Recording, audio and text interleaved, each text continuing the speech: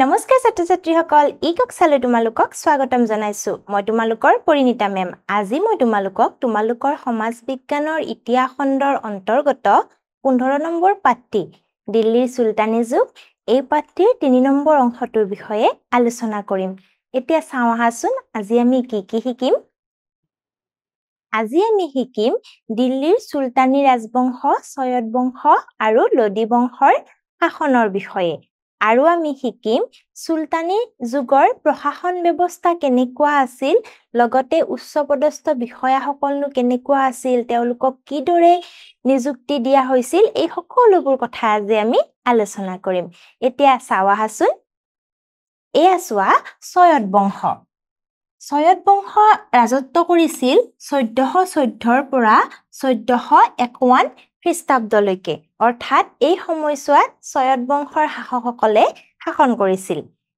শেষৰজন তোগলক সুলতান মামুদ শাহৰ মৃত্যুৰ পিছত খিজিৰ খানে প্ৰতিষ্ঠা কৰিছিল আৰু সৈয়দ বংশ কোনে প্ৰতিষ্ঠা কৰিছিল খিজিৰ খানে আৰু কেতিয়া কৰিছিল বুলি যদি সুধে যে শেষৰজন তোগলক সুলতান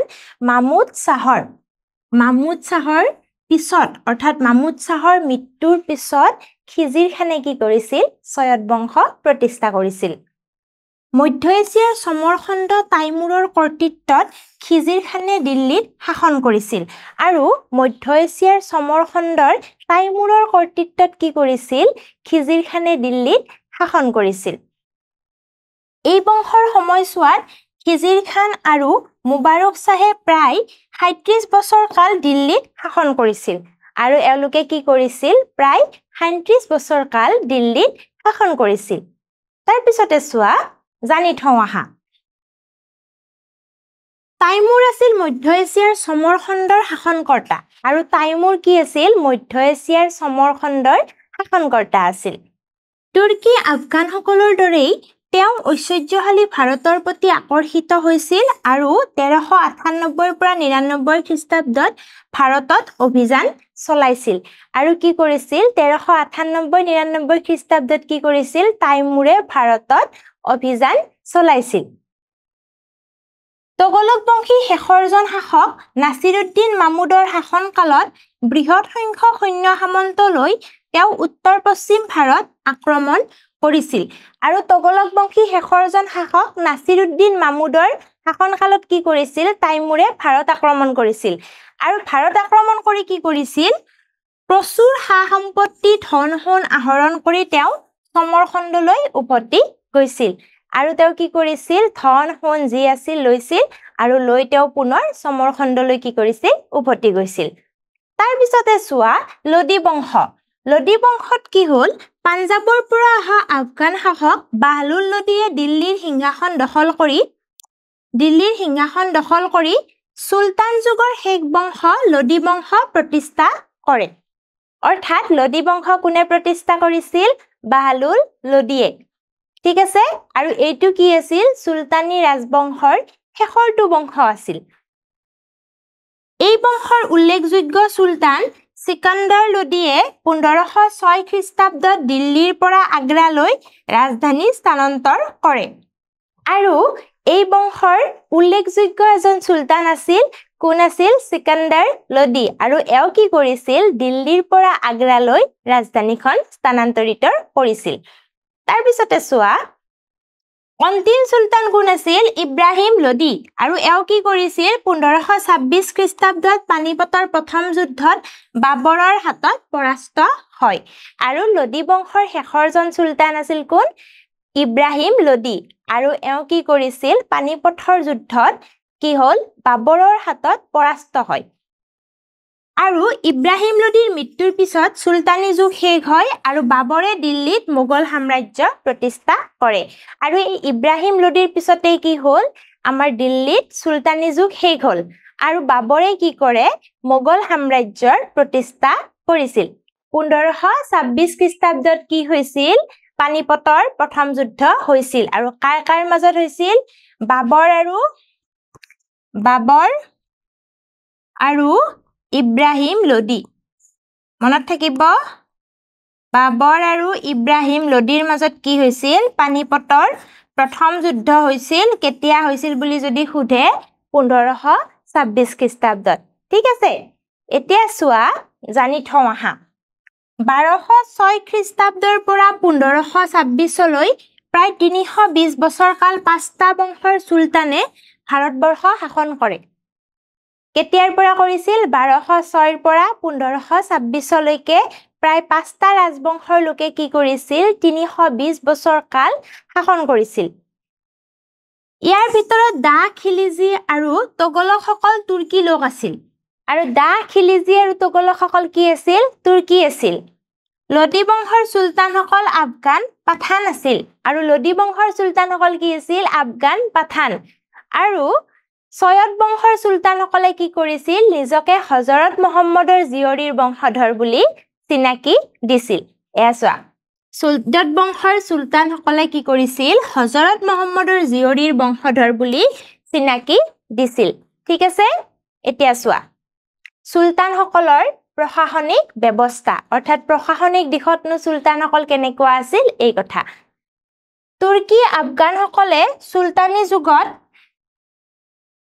সুলতানী যুগত ভাৰতৰ এক বৃহৎ অঞ্চলত নিজৰ প্ৰভাৱ বিস্তাৰ কৰিছিল আৰু এওঁলোকে কি কৰিছিল এক বৃহৎ অঞ্চলত নিজৰ প্ৰভাৱ বিস্তাৰ কৰিছিল ভাৰতবৰ্ষৰ এক বৃহৎ অঞ্চলত নিজৰ প্ৰভাৱ বিস্তাৰ কৰিছিল তাৰ পিছত চোৱা সুলতানী যুগৰ পাঁচটা বংশৰ ৰাজত্ব কালত তুৰ্কী আফগান শাসকসকলৰ প্ৰতিপত্তি ভাৰতৰ এক বৃহৎ অঞ্চলত বিয়পি পৰিছিল আৰু এওঁলোকৰ প্ৰতিপত্তি কি হৈছিল ভাৰতৰ বৃহৎ অঞ্চলটোত বিয়পি পৰিছিল সুলতান কুতুবুদ্দিন আইবাকে তেওঁৰ সাম্ৰাজ্য উত্তৰ পশ্চিম দিশৰ গজনীৰ পৰা আৰম্ভ কৰি বংগদেশলৈকে সম্প্ৰসাৰিত কৰিছিল আৰু তেওঁৰ শাসনৰ মুখ্য কাৰ্যালয় আছিল লাহোৰ আৰু কুতুবুদ্দিন আইবাকে কি কৰিছিল উত্তৰ পশ্চিম দিশৰ গজনীৰ পৰা আৰম্ভ কৰি বংগদেশলৈকে কি কৰিছিল তেওঁৰ সাম্ৰাজ্যখন সম্প্ৰসাৰিত কৰিছিল ইলতুৎমিছে মুলতান হিন্দু আজমেৰ আৰু গোৱালিয়ৰৰ পৰা কনৌজ বাৰাণসীলৈকে সাম্ৰাজ্যৰ বিস্তৃতি ঘটাইছিল তাৰ পিছতে চোৱা সুলতান আলাউদ্দিন খিলজীয়ে গুজৰাট মালয় ৰাজস্থান আৰু দক্ষিণ ভাৰত জয় কৰি এক বৃহৎ সাম্ৰাজ্যৰ গৰাকী হৈছিল আৰু আলাউদ্দিন খিলজীয়ে কি কৰিছিল দক্ষিণ ভাৰত জয় কৰি এক বৃহৎ সাম্ৰাজ্যৰ গৰাকী হৈছিল এক বৃহৎ ভৌগোলিক পৰিসৰ শাসন কৰিবলৈ যাওঁতে সুলতানসকলে সুসংহত আৰু পৰিকল্পিত প্ৰশাসন ব্যৱস্থাৰ প্ৰচলন ঘটাইছিল আৰু এই ভৌগোলিক পৰিসৰ বিশাল ভৌগোলিক পৰিসৰ হয়নে নাই সাম্ৰাজ্যবোৰটো বিস্তৃত হৈ আছিল আৰু সেইবোৰ সাম্ৰাজ্য বিস্তৃত ৰূপটো যেতিয়া শাসন কৰিব লাগিব তেতিয়া কি কৰিব লাগিব নতুন শাসন ব্যৱস্থা বা প্ৰশাসনিক ব্যৱস্থা উলিয়াব লাগিব হয়নে নাই আৰু সেই কাৰণে তেওঁ কি কৰিছিল সুসংহত আৰু পৰিকল্পিত প্ৰশাসন ব্যৱস্থাৰ প্ৰচলন কি কৰিছিল এই সুলতানী শাসকসকলে বা সুলতানী ৰজাসকলে কৰিছিল তেওঁলোকে প্ৰশাসনৰ মূল ভিত্তি আছিল ইছলাম ধৰ্মীয় আইন আৰু এওঁলোকৰ প্ৰশাসনৰ মূল ভিত্তি কি আছিল ইছলাম ধৰ্মীয় আইন পাৰস্য দেশৰ আদব কায়দাও তেওঁলোকৰ ৰাজসভাত দেখা পোৱা গৈছিল শাসন ব্যৱস্থাত ৰজা আছিল সৰ্বোচ্চ ক্ষমতাৰ অধিকাৰী সুলতান গিয়াছুদ্দিন বলবনে ৰজা ভগৱানৰ প্ৰেৰিত দূত এই ধাৰণাক বাস্তৱ ৰূপ দিয়াৰ যত্ন কৰিছিল আৰু এওঁলোকে কি কৰিছিল আৰব দেশৰ আদব কায়দাও কি কৰিছিল গ্ৰহণ কৰিছিল অৰ্থাৎ পাৰস্য দেশৰ আদব কায়দাও কি কৰিছিল এওঁলোকে গ্ৰহণ কৰিছিল আৰু ৰজা আছিল কি সৰ্বোচ্চ ক্ষমতাৰ অধিকাৰী আৰু সুলতান গিয়াছুদ্দিন বলবনে কি কৰিছিল ৰজা ভগৱানৰ প্ৰেৰিত দূত এই ধাৰণাক প্ৰতিপন্ন কৰিবলৈ চেষ্টা কৰিছিল এয়া চোৱা সুলতান গিয়াছুদ্দিন বলবনে কি কৰিছিল ৰজা ভগৱান প্ৰেৰিত দূত এই ধাৰণাক বাস্তৱ ৰূপ দিয়াৰ বাবে চেষ্টা চলাইছিল বুজি পালা আৰু পিছতে চোৱা এতিয়া প্ৰশাসনিক বৈশিষ্ট্যসমূহ একেবাৰে পইণ্ট ৱাইজ আছে ঠিক আছে প্ৰথমটো চোৱা পদ্ধতিগত আৰু পৰিকল্পিত প্ৰশাসনিক ব্যৱস্থাৰ প্ৰৱৰ্তন কৰা পদ্ধতিগত আৰু পৰিকল্পিত প্ৰশাসনিক ব্যৱস্থাৰ প্ৰৱৰ্তন কৰিছিল ইছলামিক আইন প্ৰশাসনৰ মূল ভিত্তি গঠন কৰিছিল আৰু ইছলামিক আইন কি কৰিছিল প্ৰশাসনৰ মূল ভিত্তি ৰূপে প্ৰণয়ন কৰিছিল পাৰ্চী প্ৰশাসনিক পদ্ধতিও গ্ৰহণ হৈছিল আৰু ৰজা আছিল সৰ্বোচ্চ কৰ্তৃত্ব ৰজাৰ অৰ্থাৎ ৰজা আছিল সৰ্বোচ্চ কৰ্তৃত্বৰ অধিকাৰী তাৰ পিছতে চোৱা সুলতান আমলৰ উচ্চপদস্থ বিষয়া সাম্ৰাজ্যৰ বিস্তাৰ হোৱাৰ লগতে সাম্ৰাজ্যখন পৰিচালনাৰ বাবে প্ৰশাসনিক ব্যৱস্থা আৰু নিৰ্ভৰযোগ্য বিষয়াৰো প্ৰয়োজন হৈছিল আৰু যেতিয়া সাম্ৰাজ্যৰ বিস্তাৰ হ'ল তেতিয়া কি হ'ল উচ্চপদস্থ বিষয়া লগা হ'ল সাম্ৰাজ্যখন তেতিয়াহে ভালদৰে চলিব হয়নে নাই আৰু তেতিয়াই কি কৰিলে বিষয়াসকলৰ ভিতৰত উজিৰ আছিল প্ৰধানমন্ত্ৰী আৰু তেওঁৰ দপ্তৰক কি বোলা হৈছিল দিবানী উজাৰত আৰু এই বিষয়াসকলৰ ভিতৰত প্ৰধানমন্ত্ৰী কোন আছিল উজিৰ আৰু প্ৰধানমন্ত্ৰীৰ দপ্তৰটোক কি বোলা হৈছিল দিবানী উজাৰত এয়া চোৱা দিবানী উজাৰত প্ৰধানমন্ত্ৰীৰ দপ্তৰক কি বোলা হয় দিবানী উজাৰত তাৰ পিছত চোৱা সদৰ উজ সদুৰ আছিল ধৰ্ম আৰু ন্যায় বিভাগৰ মুৰব্বী সামৰিক বিভাগৰ মুৰব্বীজনক আৰিজি মাবালিক বোলা হৈছিল সামৰিক বিভাগৰ মুৰব্বীজনক কি বোলা হৈছিল আৰিজ-ই মাবালিক ঠিক আছে ৰাজসভা আৰু ৰাজপ্ৰসাদৰ দায়িত্ব উকিলিদাৰ আৰু আমিৰি হবিব নামৰ বিষয়াৰ হাতত ন্যস্ত আছিল সুলতান আৰু বিষয়াসকলৰ মাজত প্ৰায়ে শীতল যুদ্ধ চলিছিল সেয়েহে সুলতানসকলে বিষয়াসকলক তলতীয়া কৰিবলৈ চেষ্টা কৰিছিল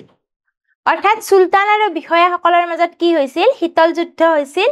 আৰু সুলতানসকলে কি কৰিছিল বিষয়াসকলক নিজৰ তলতীয়া কৰিবলৈ সেইকাৰণে চেষ্টা কৰিছিল তাৰ পিছতে চোৱা সুলতান ইলতুৎমিছে কৃতিদাসসকলৰ মাজৰ পৰা বিষয়া নিৰ্বাচনত গুৰুত্ব দিছিল কাৰণ এই দাসসকল সম্পূৰ্ণৰূপে তেওঁলোকৰ প্ৰভু অৰ্থাৎ সুলতানসকলৰ ওপৰত নিৰ্ভৰশীল আছিল খিলিজি আৰু তোগলক সুলতানসকলেও দাসসকলক প্ৰাধান্য দিছিল আৰু সুলতান ইলতুৎমিছে কি কৰিছিল কৃতিদাসসকলৰ মাজৰ পৰা বিষয়া নিৰ্বাচনত গুৰুত্ব দিছিল আৰু কিয় গুৰুত্ব দিছিল কাৰণ তেওঁলোক কি আছিল সদায় সুলতানৰ অধীন আছিল সেইকাৰণে আৰু খিলিজি আৰু তোগলক সুলতানসকলেও কি কৰিছিল এই দাসসকলকে বেছি প্ৰাধান্য দিছিল বুজি পালা আমি কি পঢ়িলো আজি আমি পঢ়িলো আজি সৈয়দ বংশৰ বিষয়ে পঢ়িলো আৰু লোদী বংশৰ বিষয়ে পঢ়িলো হয় না নাই আৰু পঢ়িলো সুলতানসকলৰ প্ৰশাসনিক ব্যৱস্থা আৰু উচ্চপদস্থ বিষয়াসকলৰ বিষয়ে ঠিক আছে এতিয়া চোৱা মূল্যায়ন প্ৰথমটো চোৱা লোদী বংশৰ কোনজন সুলতানে দিল্লীৰ পৰা আগ্ৰালৈ ৰাজধানী স্থানান্তৰিত কৰিছিল দিল্লীৰ পৰা আগ্ৰালৈ কোনে স্থানান্তৰিত কৰিছিল ৰাজধানী প্ৰথমটো চোৱা বাহাদুৰ লোদী সিকান্দাৰ লোদী ইব্ৰাহিম লোদী কি হ'ব সিকান্দাৰ লোদী হয় নাই সিকান্দাৰ লোদীয়ে কি কৰিছিল দিল্লীৰ পৰা আগ্ৰালৈ ৰাজধানী স্থানান্তৰিত কৰিছিল তাৰ পিছত চোৱা সুলতানী আমলত সামৰিক বিভাগৰ মুৰব্বীজনক আৰিজি মাবালিক বোলা হৈছিল নে শুদ্ধ নে অশুদ্ধ সামৰিক বিভাগৰ মুৰব্বীক আৰিজি মাবালিক হৈছিল শুদ্ধ হয়নে শুদ্ধ তাৰ পিছতে চোৱা সুলতান দেশ ৰজা ভগৱান প্ৰেৰিত দূত এই ধাৰণাক বাস্তৱ ৰূপ দিয়াৰ যত্ন কৰিছিল কোনে কৰিছিল কোনজন সুলতানে কৰিছিল সুলতান গিয়াসুদ্দিন বলবনে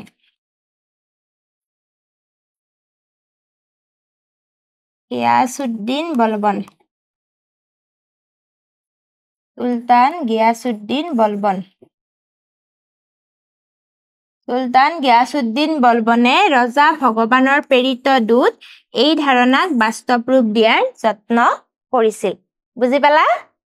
ঠিক আছে আজিলৈ ইমানতে এৰিছো পৰৱৰ্তী শ্ৰেণীত পৰৱৰ্তী অংশৰ সৈতে আকৌ লগ পাম ধন্যবাদ